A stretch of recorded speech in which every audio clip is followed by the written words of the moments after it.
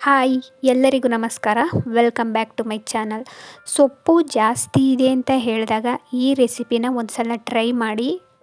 ನನಗೂ ಮೊದಲು ಈ ರೆಸಿಪಿ ಗೊತ್ತಿರಲಿಲ್ಲ. ನಾನು ಮದುವೆಯಾಗಿ ಬಂದಮೇಲೆ ನಮ್ಮ ಅತ್ತೆ ನನಗೆ ಈ ರೆಸಿಪಿನ ಹೇಳ್ಕೊಟ್ಟಿದ್ದು.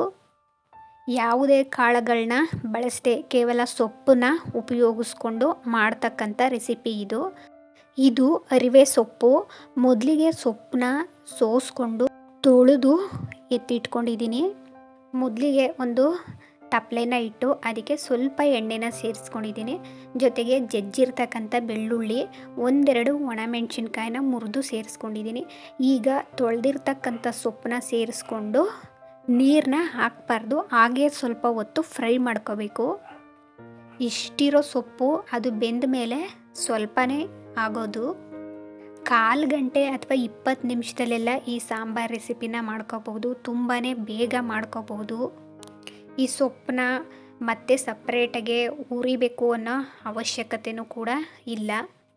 ಬೆಳ್ಳುಳ್ಳಿ ಮತ್ತು ಮೆಣಸಿನ್ಕಾಯಿನ ಹಾಕಿ ಫ್ರೈ ಮಾಡ್ಕೊಂಡಿರೋದ್ರಿಂದ ಸೊಪ್ಪನ್ನ ಇನ್ನೂ ತಿನ್ನಬೇಕು ಅಂತ ಅನಿಸುತ್ತೆ. ಅಷ್ಟು ರುಚಿಯಾಗಿರುತ್ತೆ. ಆ ಬೆಳ್ಳುಳ್ಳಿಯ ಘಮ ಆ ಸೊಪ್ಪಿನಲ್ಲಿ ಸೇರ್ಕೊಂಡಿರೋದ್ರಿಂದ ರುಚಿ ತುಂಬಾ ಚೆನ್ನಾಗಿರುತ್ತೆ. ನೋಡಿ, ಸೊಪ್ಪನ್ನ ಫ್ರೈ ಮಾಡ್ಕೊಂಡಿದ್ದಾದಮೇಲೆ ಎಷ್ಟಾಗಿದೆ ಸೊಪ್ಪು ಅಂತ ಹೇಳಿ. ಈ ತಪ್ಪಲೆ ತುಂಬ ಇತ್ತು ಸೊಪ್ಪು, ಈಗ ಇಷ್ಟೇ ಆಗಿದೆ. ಈಗ ಇದಕ್ಕೆ ಸ್ವಲ್ಪ ನೀರನ್ನ ಸೇರಿಸಿ ಬೇಯಿಸ್ಕೋಬೇಕು. ಯಾಕಂತ ಹೇಳಿದ್ರೆ ಕಡ್ಡಿ ಎಲ್ಲ ಇರುತ್ತಲ್ಲ ಬಲ್ತಿರೋದು, ಅದು ಬೆಂದಿರೋದಿಲ್ಲ. ಸ್ವಲ್ಪ ನೀರನ್ನ ಮಾತ್ರ ಸೇರಿಸ್ಕೋಬೇಕು, ಜಾಸ್ತಿ ನೀರನ್ನ ಸೇರಿಸ್ಕೋಬಾರ್ದು. ಯಾಕಂತ ಹೇಳಿದ್ರೆ ಆ ನೀರಿಗೆ ನಾವು ಹಾಲನ್ನ ಸೇರಿಸಿ ಸಾಂಬಾರನ್ನ ಮಾಡ್ಕೋತೀವಿ. ಕೇವಲ ಸೊಪ್ಪು ಬೇಯುವಷ್ಟು ಮಾತ್ರ ನೀರನ್ನ ಸೇರಿಸ್ಕೊಂಡು ಸೊಪ್ಪನ್ನ ಚೆನ್ನಾಗಿ ಬೇಯಿಸ್ಕೋಬೇಕು. ಅದಕ್ಕೆ ಉಪ್ಪನ್ನು ಸಹ ಸೇರಿಸ್ಕೊತಾ ಇದ್ದೀನಿ. ಸೊಪ್ಪು ಚೆನ್ನಾಗಿ ಬೆಂದ ನಂತರ ನೀರಿಂದ ಸೊಪ್ಪನ್ನ ಹೊರ ತೆಗಿಬೇಕು. ಈಗ ನೋಡಿ, ಸೊಪ್ಪು ಚೆನ್ನಾಗಿ ಬೆಂದಿದೆ. ಸೊಪ್ಪನ್ನ ಬೇರೊಂದು ಬೌಲ್ಗೆ ಟ್ರಾನ್ಸ್ಫರ್ ಮಾಡ್ಕೊತಾ ಇದ್ದೀನಿ.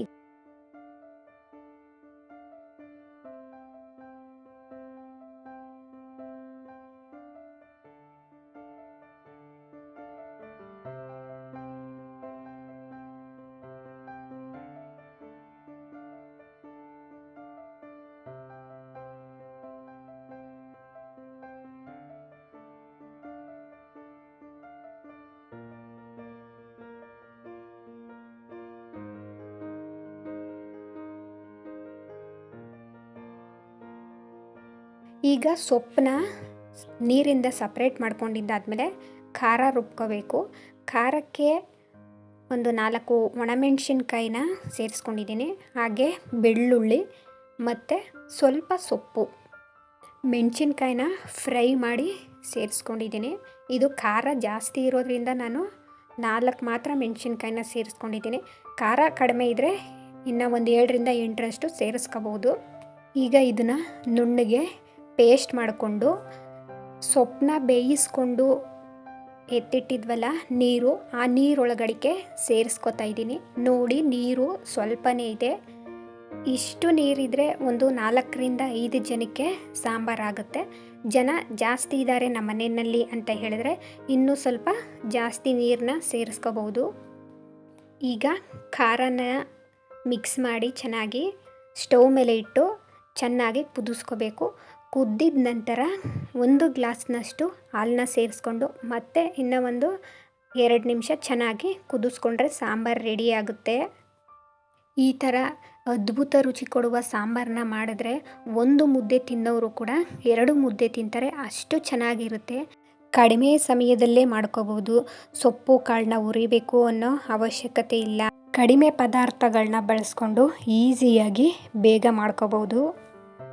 ಮುದ್ದೆಗಂತೂ ಸೂಪರ್ ಅಂತಲೇ ಹೇಳ್ಬೋದು.